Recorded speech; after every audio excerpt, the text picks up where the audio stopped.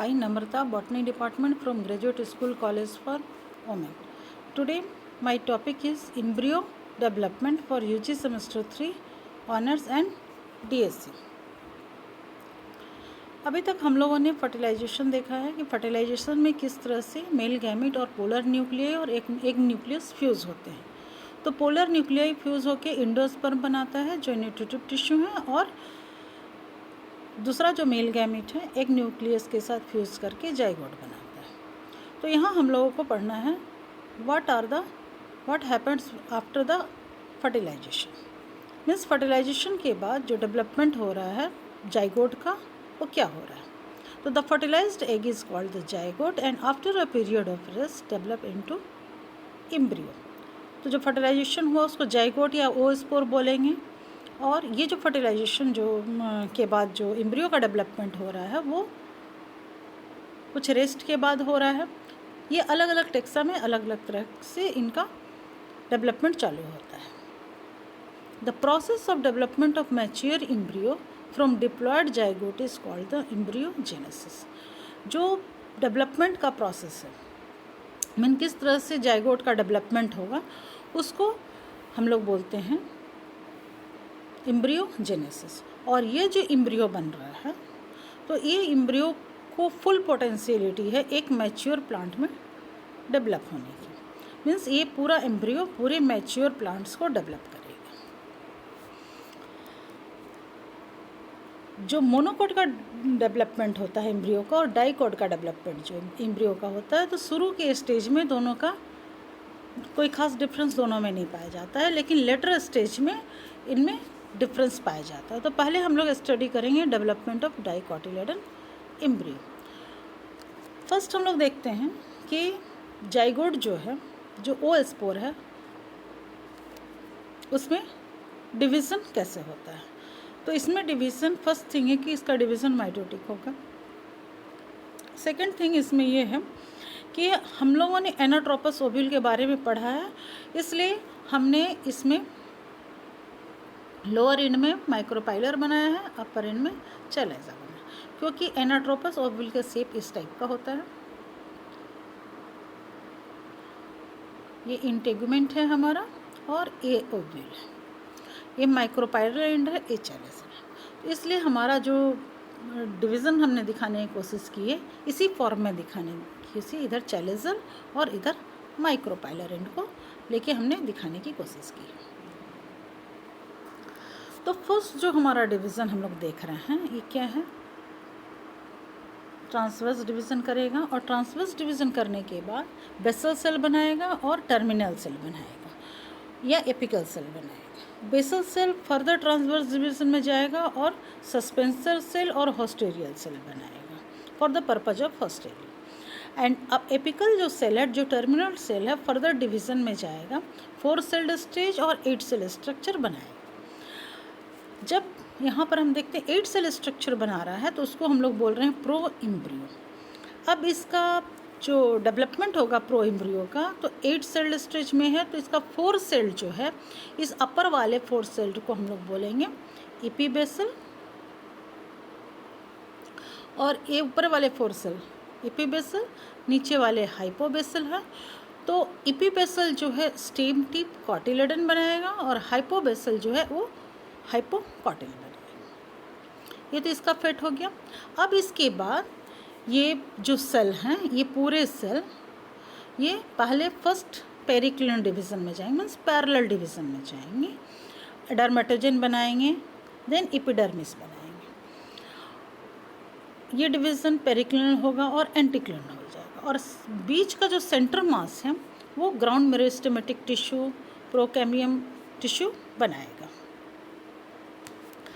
अब नेक्स्ट हम देख रहे हैं कि जो हाइपोकॉटिल के नीचे जो पार्ट है, सस्पेंसर का ऊपर वाला पार्ट, वो है हाइपोफाइसिस.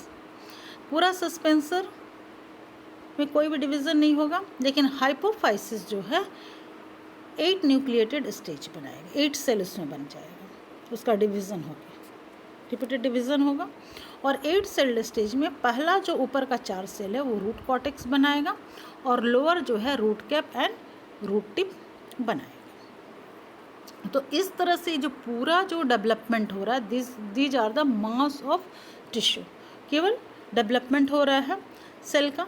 तो इस तरह से इस पूरे शेप को बोलेंगे ग्लोब्यूलर शेप।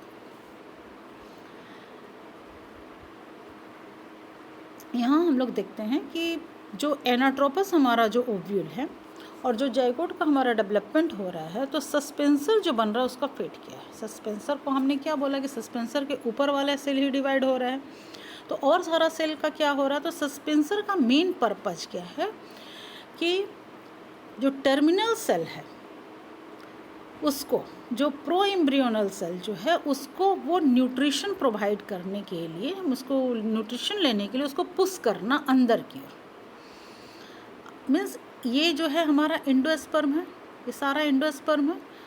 तो एंडोस्पर्म से न्यूट्रिशन लेना है, तो ये जो प्रोकैम्बियम सेल जो है वो उससे, सॉरी प्रोकैम्बियम सेल नहीं, प्रो एम्ब्रियोनल सेल जो है वो उससे न्यूट्रिशन प्रोवाइड लेगा। मीन्स एंडोस्पर्म उसको न्यूट्रिशन प्रोवाइड करेगा। इस तरह से हम देख रहे हैं कि सस्पेंसर जो है उसका काम क्या है, पुश करना एम्ब्रियो को in the endosperm for the nutrition.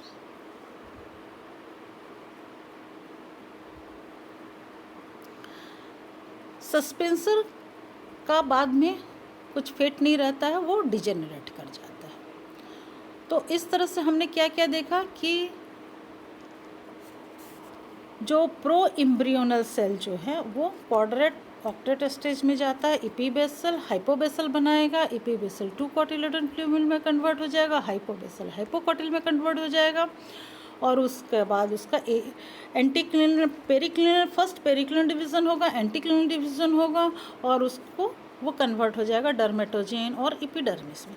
इस तरह से ग्रोथ जो है कंटिन्यूअस चलता रहता है, और जो सेल का जो डेवलपमेंट हो रहा है, ये अपर वाला जो सेल है वो बाद में इस टाइप का बन जाएगा, फर्दर डिवीज़न होके वो कॉटिलेडन का शेप लेने लगेगा, जिसको हर्ट शेप में बोलते हैं कि हर्ट शेप में ये कन्वर्ट होने लगेगा। और ये जब हर्ट शेप में कन्वर्ट होने लगेगा तो देखिए यहाँ 2 कॉटिलेडन बन रहा है, और बीच में यहाँ पर एक प्लूमिल का डेवलपमेंट हो जाएगा। नीचे वाला जो था वो हाइपोकॉटिल में, ऊपर का जो 4 सेल जो है, जो हमने बताया कॉटिलेडन और स्टेम टिप में डेवलप हो जाएगा, तो वो बन गया कॉटिलेडन और प्लूमिल बना। नीचे वाला हाइपोकॉटिल है, उसके बाद root cortex, root cap and root tip में कन्वर्ट हो जाएगा। यहाँ से हम सस्पेंसर को हमने हटा दिया है, केवल हमने यहीं तक की बात की। अब इसके बाद इसका फर्दर और डेवलपमेंट हो जाएगा, और ये डेवलपमेंट करने के बाद इनलार्ज करेगा। देखिए यहाँ पर इस तरह से ये कर्व्ड शेप स्ट्रक्चर बना रहा है। हाइपोकॉटिल एज वेल एज कॉटिलेडन सुन इलोंगेट इन साइड। जितना भी हाइपोकॉटिल है ये भी इलोंगेट करेगा, कॉटिलेडन भी फर्दर डिवीज़न में जाएगा, और फर्दर डिवीज़न होते होते ये कर्व्ड शेप स्ट्रक्चर बना देगा, जिसको बोलेंगे हॉर्सशू शेप्ड स्ट्रक्चर। अब कर्व शेप्ड स्ट्रक्चर बनाने का कारण क्या है, क्योंकि अंदर में जो है इसके अंदर में एनफ स्पेस नहीं होता है, जिसके कारण वो हॉर्सशू शेप्ड स्ट्रक्चर में कन्वर्ट हो जाता है। उसके बाद ये है इसका डेवलपमेंट इस फॉर्म में हो जाएगा, जैसा हमने डाइकोटिलेडन सीड में देखा है। ये 2 कोटिलेडन बन जाएंगे, और ये प्लूमिल बन जाएगा, और ये रेडिकल बन जाएगा। यहाँ पर एम्ब्रियोनल एक्सिस रहेगा। इस तरह से हमने देखा कि डाइकोटिलेडन का कैसे एम्ब्रियोनल एक्सिस का डेवलपमेंट कैसे हो रहा है। डाइकोटिलेडन एम्ब्रियो का डेवलपमेंट हमने देखा। अब यहाँ पर हम 3 स्टेज आपको दिखा रहे हैं। फर्स्ट स्टेज जो है वो है हमारा ग्लोबुलर एम्ब्रियो, जिसमें मास ऑफ सेल है। दूसरा हम दिखा रहे हैं क्वाड्रेट एम्ब्रियो, जो हार्ट शेप में बना है। और थर्ड हम देख रहे हैं हॉर्सशू शेप्ड एम्ब्रियो, कि एनफ स्पेस नहीं होने के कारण कॉटिलेडन किस तरह से कर्व होकर हॉर्सशू शेप में कन्वर्ट हो जाते हैं।